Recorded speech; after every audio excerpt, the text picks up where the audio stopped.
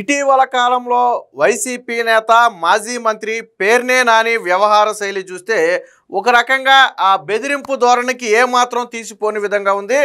నేను అందరూ చూసే ఉండుంటారు సోషల్ మీడియాలో ఒక పోలీస్ స్టేషన్కి వెళ్ళి పేర్నే నాని ఒక సిఐని వేలు పెట్టి బెదిరించినటువంటి పరిస్థితి. సో మేము అధికారంలోకి వచ్చిన తర్వాత నీకు ఉద్యోగం లేకుండా చేస్తాను, నేనేంటో చూపిస్తానని చెప్పి తీవ్ర స్థాయిలో ఒక స్టేషన్కి వెళ్ళి బెదిరించారు. సరే, ఎందుకు బెదిరించారు? పేర్ని నానిని ఏదైనా పోలీసులు ఇబ్బంది పెట్టారంటే అసలు పేర్ని నానికి పోలీసులకి సంబంధం లేదు. సో వాళ్ళ పార్టీకి చెందినటువంటి కొంతమంది వైసీపీ నేతలకు ఇటీవల 41 నోటీసులు ఇచ్చారు. అందులో భాగంగానే సుబ్బన్న అనే ఒక వ్యక్తికి, ఆయన వైసీపీ నగర అధ్యక్షుడిగా ఉన్నాడు వైసీపీ పార్టీ నుంచి. సో ఆ వ్యక్తికి 41 నోటీసులు ఇచ్చిన సందర్భంగా అతను అదుపులోకి తీసుకున్నారని చెప్పి పేర్ని నాని పెద్ద సంఖ్యలో వెళ్ళిపోయి స్టేషన్లోనే సిఐని బెదిరించడం జరిగింది. వాస్తవానికి అంతకు ముందు ఏం జరిగింది అనేది పూర్తిగా తెలియకపోయినా పూర్తి స్థాయిలో ఆ సిఐని అయితే పేర్ని నాని బెదిరించిన వీడియోలు అయితే వైరల్ అయ్యాయి. దీన్ని కృష్ణా జిల్లా ఎస్పీ కూడా సీరియస్గా తీసుకున్నారు. ఖచ్చితంగా పేర్ని నాని మీద మేము కేసు నమోదు చేస్తామని చెప్పడం కూడా జరిగింది. అసలు విషయం ఏంటంటే 19వ తారీఖున, గత నెల 19వ తారీఖున మెడికల్ కాలేజీల వద్ద నిరసనలకు పిలుపునిచ్చింది వైసీపీ పార్టీ. అదే టైంలో మెడికల్ కాలేజీ వద్ద ఎగ్జామ్స్ జరుగుతున్నాయి. సో దాంతో పోలీసులు ఏం చేశారంటే ఆ సమయంలో మీరు నిరసన చేయడానికి అనుమతి లేదు, అక్కడ స్టూడెంట్స్కి ఎగ్జామ్స్ జరుగుతున్నాయి కాబట్టి మీకు అనుమతి లేదు అని చెబితే స్టూడెంట్స్ ఎలా పోతే నాకెందుకు అనుకున్నారో ఏమో తెలియదు, కానీ వీళ్ళు అనుకున్న ప్రకారం వెళ్ళిపోయి ధర్నా అయితే దిగడం జరిగింది. పోలీసులు అనుమతి లేదు అని చెప్పిన తర్వాత కూడా ఆ ధర్నాకు దిగడంతో దాదాపుగా 400 మంది మీద కేసు అయితే నమోదు చేసి 41 నోటీసులు, వీరందరినీ కూడా ఒక్కొక్కరిని స్టేషన్కి పిలిచి 41 నోటీసులు అయితే ఇస్తున్నారు.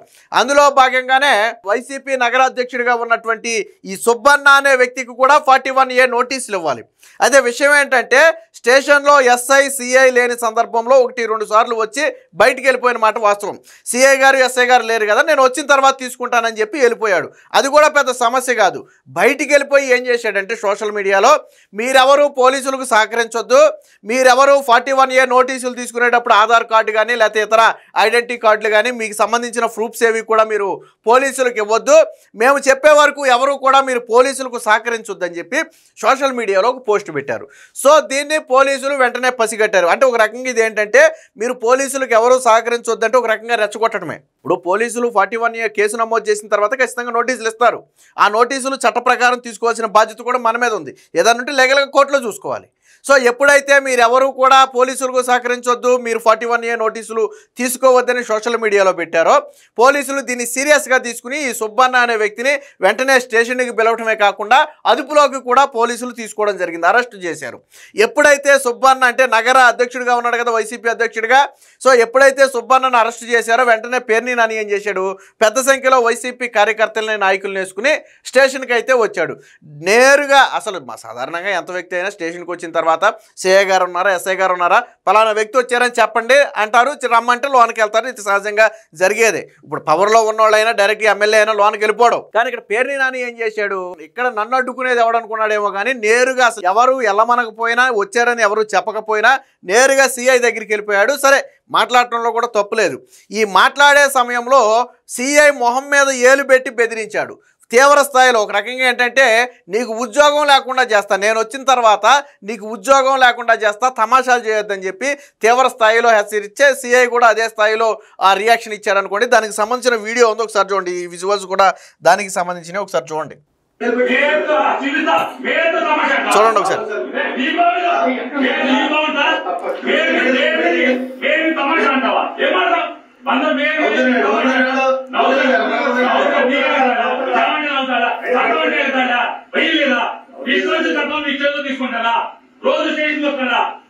విన్నారు కదా ఏ స్థాయిలో సిఐని బెదిరించాడో.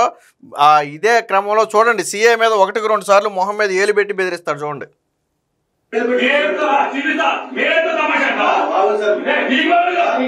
వినండి ఒకసారి.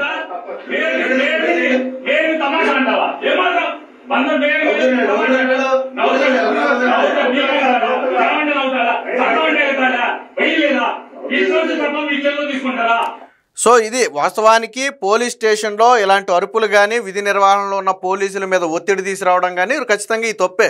ఒకవేళ నిజంగా పోలీసులు అక్రమంగా అరెస్ట్ చేశారని పేర్ని నాని ఫీల్ అయితే దాన్ని లీగల్గా కోర్టులో చూసుకోవాలి. సో మేము కోర్టులోనే చూసుకుంటామని చెప్పి పేర్ని నాని వెళ్ళిపోవచ్చు. పోలీసుల మీద ఒత్తిడి చేయక్కల. నేను ఎస్పీ మాట్లాడుతూ కూడా అదే చెప్పారు. ఎవరినైనా ఒక పని మీద మేము స్టేషన్కి తీసుకొచ్చినప్పుడు వేరొక వ్యక్తి వచ్చి వదిలేయాలని బెదిరించినా లేదా బలవంతంగా తీసుకెళ్లే ప్రయత్నం చేసినా ఆ సమయంలో డ్యూటీలో ఉన్న పోలీసుల మీద విరుచుకుపడిన తీవ్ర పరిణామాలు ఉంటే ఇందులో ఉపేక్షించేది లేదు. మేము ఖచ్చితంగా పేర్ని నాని మీద కూడా విధుల్లో ఉన్నటువంటి పోలీసులను బెదిరించినందుకు కేసు నమోదు చేస్తామని చెప్పి చెప్పడం జరిగింది. వాస్తవానికి ఈ కేసులు కొంచెం సీరియస్గా ఉంటాయి. విధి నిర్వహణలో ఉన్న ఉద్యోగుల మీద దురుసు ప్రవర్తన, ముఖ్యంగా పోలీస్ డిపార్ట్మెంట్కి సంబంధించి ఈ కేసులు అనేవి కూడా కొంచెం సీరియస్గా ఉంటాయి. పేర్ని నాని మీద అయితే నమోదు చేయబోతున్నారు. అంటే ఇక్కడ విషయం ఏంటంటే పోలీసులు చెప్పేది ఒకటే, వాస్తవానికి ఆ వ్యక్తి వచ్చి 41 నోటీస్ తీసుకుని వెళ్ళిపోయి ఉంటే మిగతాదంతా కోర్టులో చూసుకునేవాళ్ళే. కానీ 41A నోటీసు తీసుకోకపోగా ఎవరిని తీసుకోవద్దని చెప్పి ఒక రకంగా పోలీసులకు సహకరించొద్దని చెప్పి ఒక రకంగా బెదిరించడం జరిగింది. సో పోలీసులు దీన్ని సీరియస్గా తీసుకున్నారు. వాస్తవానికి పేర్ని నాని వచ్చేంత అక్కడ హడావిడి చేయాల్సినంత అవసరం కూడా లేదు. వాళ్ళు ఏదన్నా ఉంటే లీగల్గా చూసుకోవచ్చు. మళ్ళీ ఇదే పేర్ని నాని ఏమని అడుగుతాడు, మమ్మల్ని ఉరిదీస్తారా, మహా అయితే ఉరిదీస్తారు, తీయండి, ఎంతమందిని ఉరిదీస్తారో తీయండి అని చెప్పి ఇదే పేర్ని నాని మాట్లాడటం. ఏమన్నాడు పేర్ని నాని, ఏమన్నాడు చూడండి ఒకసారి. మా వాళ్ళనే అరెస్ట్ చేస్తావా, వదలకపోతే తీవ్ర పరిణామాలు ఎదుర్కొంటావు, మేము అధికారంలోకి రాగానే ఉద్యోగం లేకుండా చేస్తా. సిఐకి పేర్ని నాని బెదిరింపులు. మా పార్టీ నేతల్ని అరెస్ట్ చేస్తావా, మేమంటే భయం లేదా, మేయర్ అంటే లెక్కలేదా, నీ అంతు చూస్తా, మేము అధికారంలోకి రాగానే నీకు ఉద్యోగం లేకుండా చేస్తా, మా వాళ్ళని వదిలేయకుంటే తీవ్ర పరిణామాలు ఎదుర్కొంటావు, మీకు వేలు చూపించే మాట్లాడతా, ఏం చేస్తావు, మా వాళ్ళను ఉరేస్తావా, మహా అయితే వారం రోజులు సబ్ జైల్లో పెడతావు, అంతే కదా, తరువాత మేమేంటో చూపిస్తాం. ఇది నిన్న పేర్ని నాని అక్కడ స్థానిక సిఐతో మాట్లాడినటువంటి మాటలు.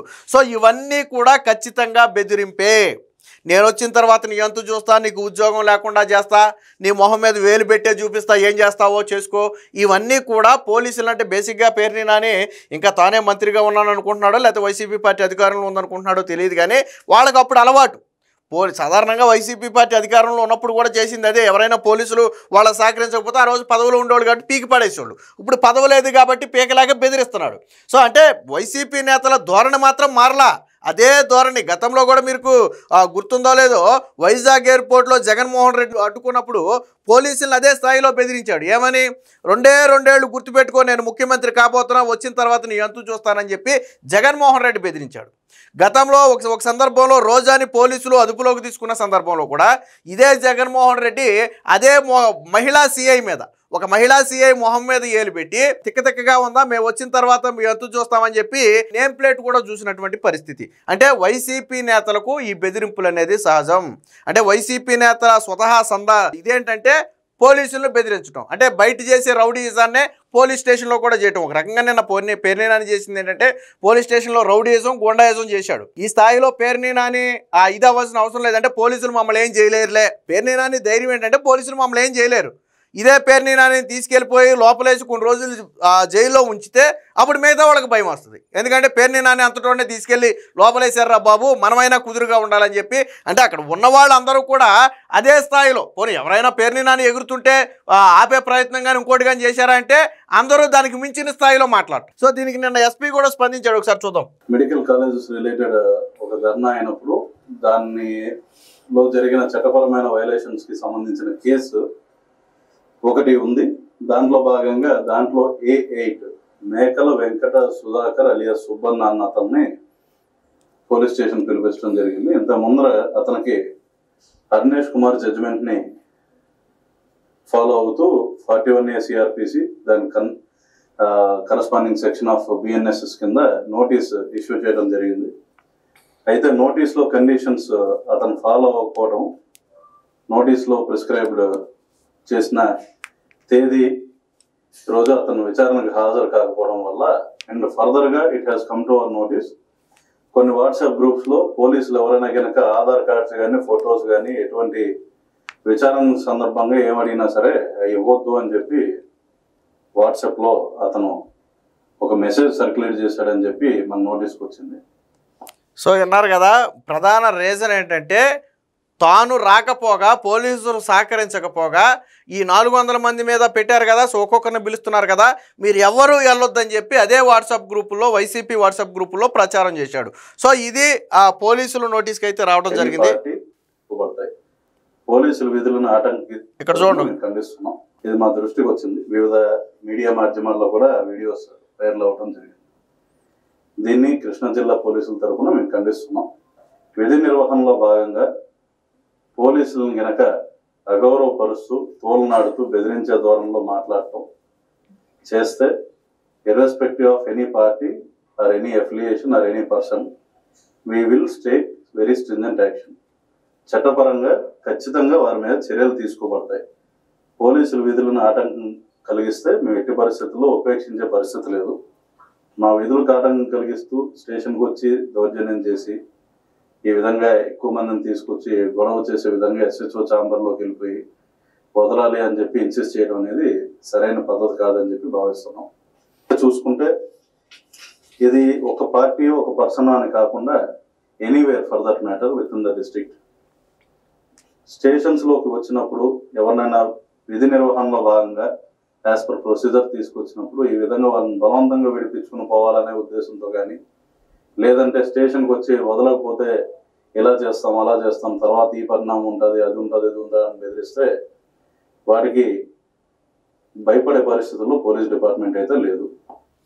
సో అది ఏదైతే పేర్నేనాని నిన్న మాట్లాడాడో దానికి ఎస్పీ కూడా అదే స్థాయిలో కౌంటర్ ఇవ్వడం జరిగింది. స్టేషన్కి బలవంతంగా జనాన్ని వేసుకొస్తాం, వచ్చి మీరు వదిలేయాలి, వదిలేయకపోతే మీ అంతు చూస్తాం, తర్వాత ఇది చేస్తాం అది చేస్తామని బెదిరిస్తే ఇక్కడ ఎవరు భయపడే పరిస్థితి లేదు. అదే సమయంలో పోలీసుల విధి నిర్వహణకు ఆటంకం కలిగించినందుకు ఖచ్చితంగా వారి మీద స్ట్రిక్ట్ యాక్షన్ తీసుకుంటాం. అది పార్టీతోనో వ్యక్తితోనో హోదాతోనో ఎటువంటి సంబంధం లేదని చెప్పి నిన్న కృష్ణా జిల్లా ఎస్పీ కూడా అదే స్థాయిలో పేర్నేనానికి అయితే కౌంటర్ ఇవ్వడం జరిగింది. ఏదేమైనా మొత్తంగా పేర్నేనాని వ్యవహార శైలి ఎంటైర్ పోలీసు వ్యవస్థ మొత్తం కూడా తీవ్ర ఆగ్రహం వ్యక్తం చేస్తుంది. ఇదే సమయంలో వైసీపీ నాయకులు కావచ్చు, వైసీపీ సోషల్ మీడియా కావచ్చు దాన్ని హీరోయిజంగా చూపించుకుంటున్నారు. హీరోయిజం అంటే ఏంటి? పోలీస్ స్టేషన్కి వెళ్ళిపోయి సిఐ మొహం మీద వేలు పెట్టి నేను అధికారంలోకి వచ్చిన తర్వాత నీ అంతు చూస్తానంటే అది హీరోయిజమా? పోనీ అక్కడ ఏదైనా పోలీసులు తప్పు చేస్తుంటే దాన్ని లీగల్గా మీరు సరిపెట్టుకోవాలా, లీగల్గా సెటిల్ చేసుకోవాలా. లీగల్గా మీరు కేసు గెలిచిన తర్వాత పోలీసులు చేసిన తప్పుని మేము కోర్టులో గెలిచామని చెప్పుకోవచ్చు. అక్కడ న్యాయస్థానం అనేది ఒకటి ఉంది. కానీ న్యాయస్థానాలతో పని లేదు, పోలీసులతో మాకు పని లేదు, చట్టంతో మాకు పని లేదు, మేము అనుకున్నదే జరగాలి, మేము రాజకీయాల్లో ఉన్నాం కాబట్టి మేము చెప్పిందే శాసనం. మీరు ఏం అంటే మర్డర్లు చేసినా, మానభంగాలు చేసినా, లేకపోతే దౌపిడీలు చేసినా, దౌర్జన్యాలు చేసినా మా వాళ్ళని ఏం చేయకూడదు, రాజ్యాంగానికి లోబడి ఏ పనులు చేయకపోయినా మా వాళ్ళని ఏమనకూడదు. ఇది వైసీపీ పందా, ముఖ్యంగా పేర్నేనాని వ్యవహారం. ఏది ఏమైనా పేర్నేనాని మీద ఆ కేసు నమోదు చేయడంతో పాటు ఖచ్చితంగా పోలీసులు అయితే అదుపులోకి తీసుకునే అవకాశం ఉందని చెప్పి ఇప్పుడు జోరుగా చర్చ అయితే నడుస్తుంది.